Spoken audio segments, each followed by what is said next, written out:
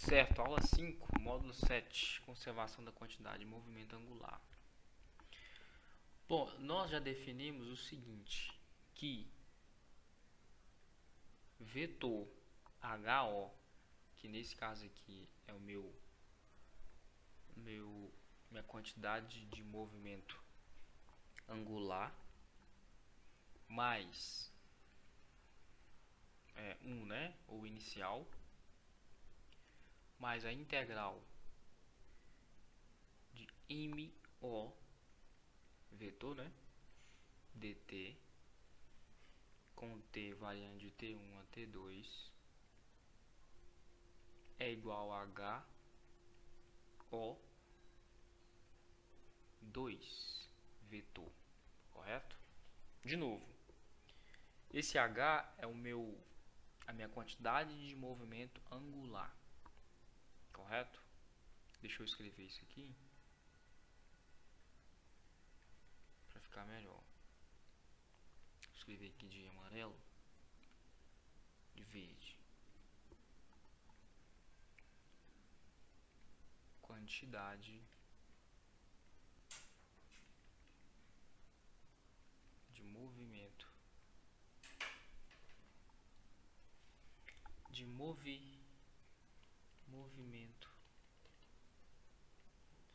angular.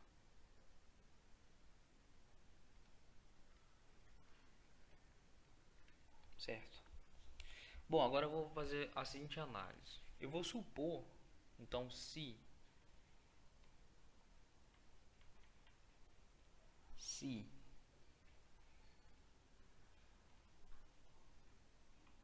esse momento em relação ao ponto O é igual a zero, então o que vai retornar essa equação aqui? Então, HO vetor, né, 1 é igual ao vetor HO 2, correto? Por quê? Porque esse momento aqui é nulo. Então, se esse momento é nulo, eu tenho que HO1 é igual a HO2, correto? Isso, qual que é a interpretação física disso? É que eu tenho aqui uma conservação da quantidade de movimento angular. E esse momento ele só é nulo, isso acontece, na verdade, quando as linhas de ação de todas as forças passam por O. Então, se eu tenho um corpo, deixa eu desenhar, botar o amarelo aqui, fica melhor. Se eu tenho um corpo aqui e eu tenho um ponto O aqui, ok? Então, o que significa dizer, o que significa dizer que não existe aqui um momento em relação ao ponto O? É quando as forças estão passando exatamente em cima desse ponto O. Se eu tenho aqui uma força, aqui nessa direção aqui, de colocar de verde para ficar melhor. Se eu tenho aqui uma força nessa direção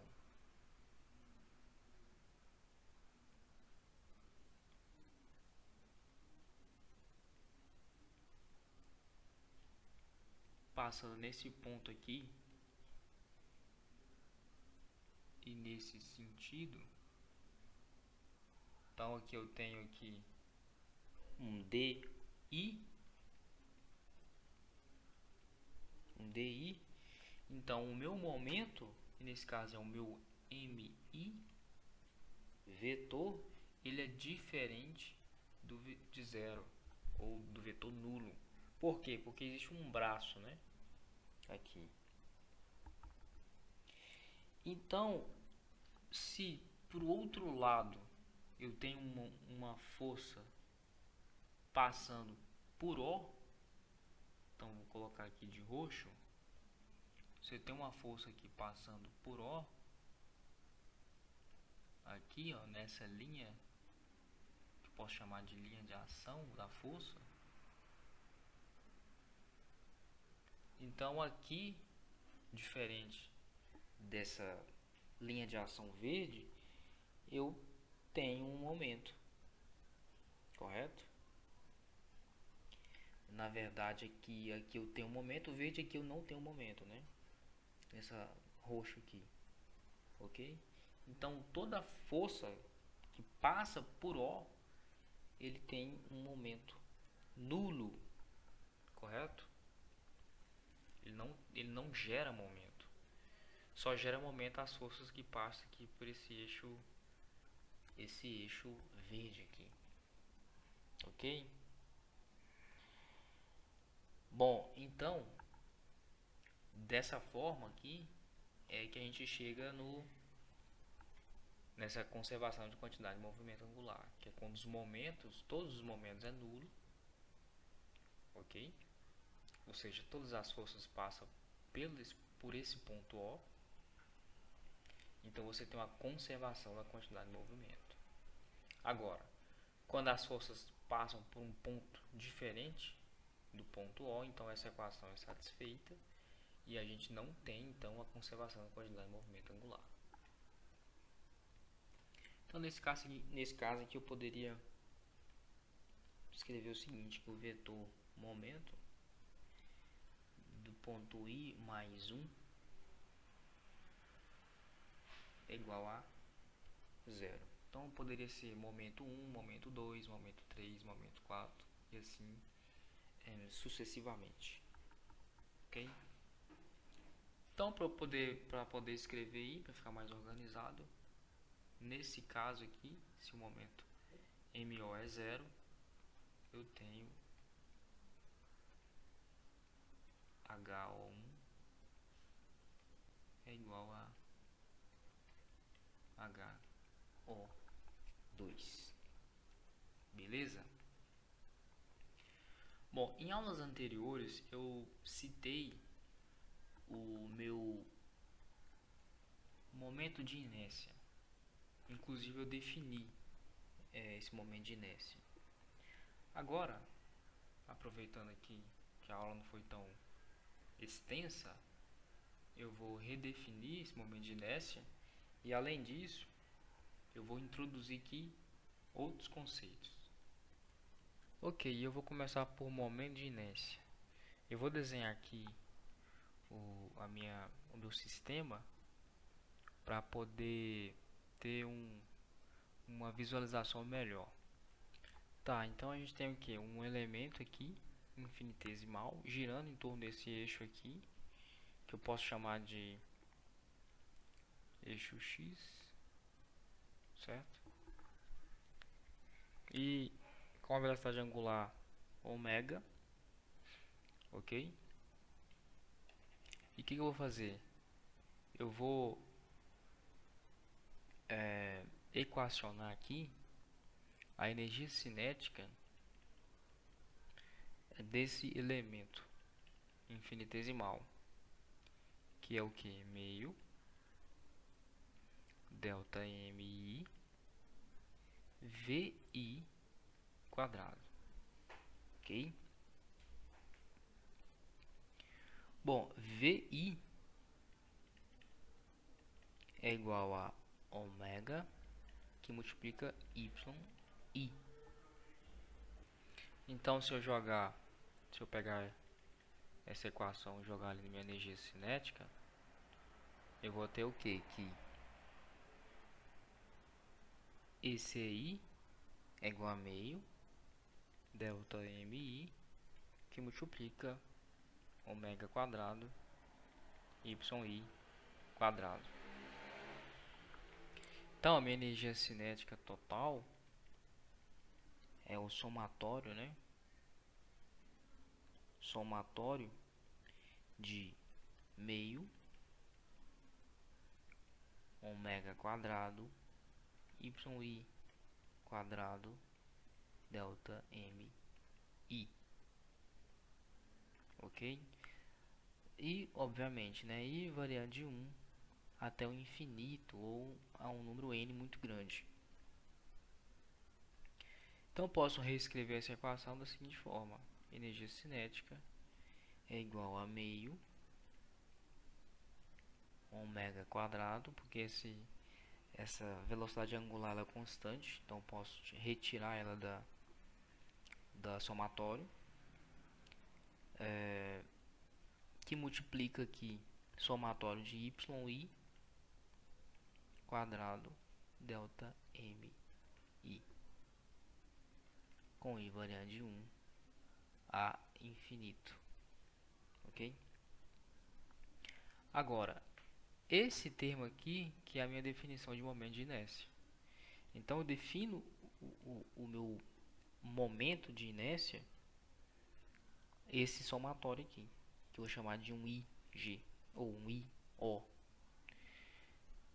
Então, se ele estiver girando em torno do meu centro de massa, é um IG. Se ele estiver girando em torno de um eixo qualquer, é um IO, certo?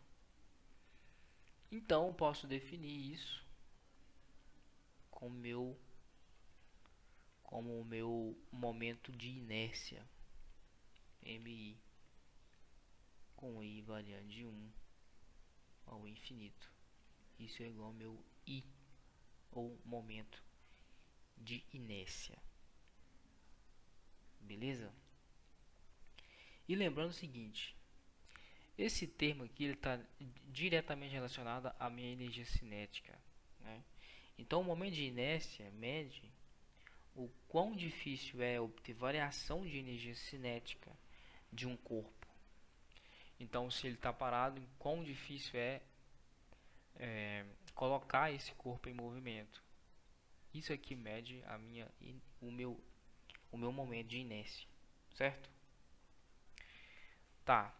Agora eu vou definir aqui o meu momento de inércia polar. Tá, eu desenho. Tá, então o que eu tenho aqui? Eu tenho uma área aqui infinitesimal, uma dA, que tem as coordenadas x e y. Eu estou no plano, ok? XY. E ele está a R do ponto O, certo? Isso aqui é o meu vetor posição em relação ao ponto O. Então R é xi, né? Mais yj. Eu estou no plano, de novo. Ok. Então, levando em consideração a definição anterior aqui, eu poderia escrever o seguinte. Eu vou chamar de J, porque ele não está em relação a um determinado eixo, e sim ao ponto O. Então eu vou chamar de J o meu momento de inércia polar dessa superfície. Então seria o que? Seria o somatório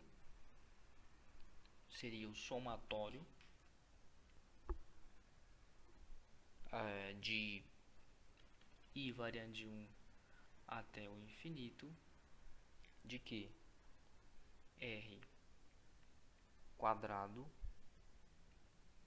dA, certo?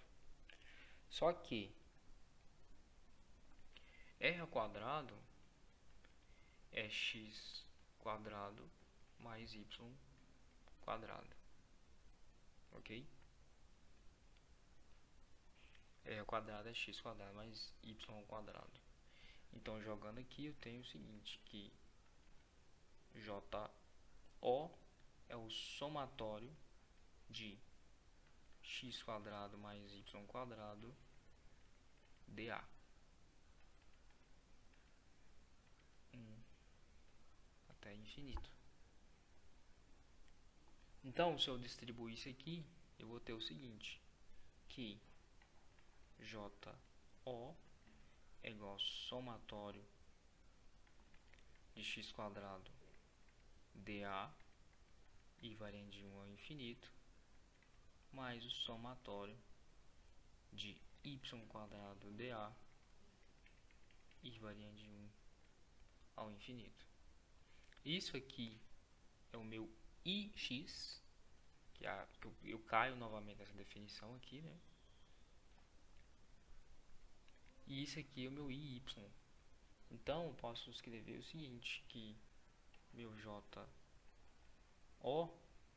é igual a ix mais iy.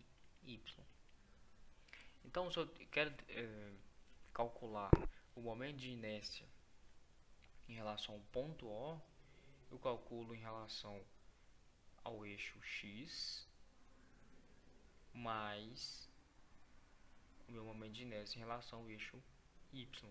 Eu tenho então o meu JO, o meu momento de inércia polar. Perfeito? Bom, agora eu vou equacionar e definir aqui o raio de giração de uma superfície. Bom, a ideia é o seguinte, imagina essa área aqui, que tem uma área A, esse quadrado aqui, né, 4 por 4, ele tem uma área A, e essa área aqui, ela tem um momento de inércia igual a ix. Eu estou, obviamente, me referindo ao eixo x, ok? Então ele tem um momento de inércia ix, ou seja, eu estou me referindo ao eixo x aqui. Perfeito. Agora a pergunta é o seguinte: onde eu posso localizar a minha área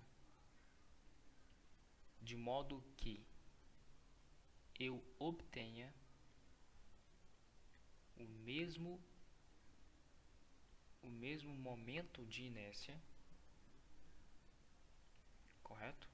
O mesmo momento de inércia em relação ao eixo x com a mesma área, ou seja, eu posso pegar essa área, concentrar ela em outro lugar do espaço e mesmo assim obter o mesmo momento de inércia.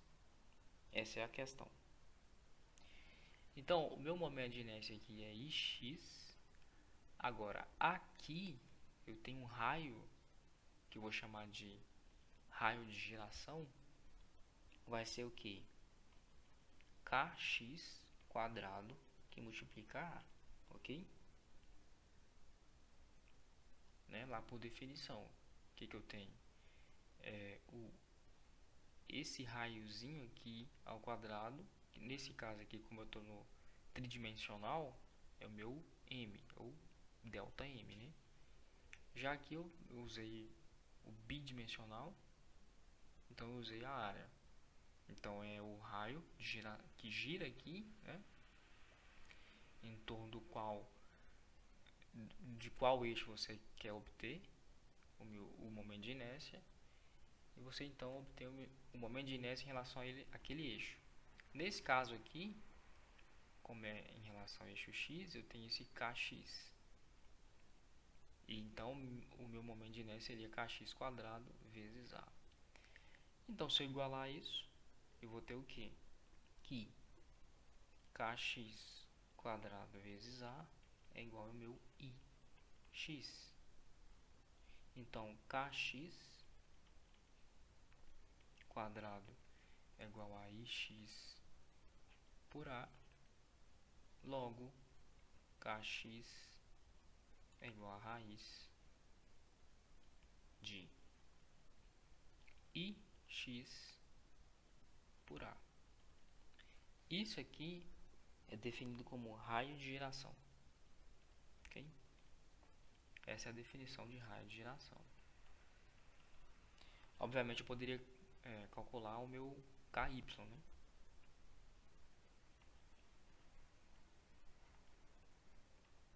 Ix por A.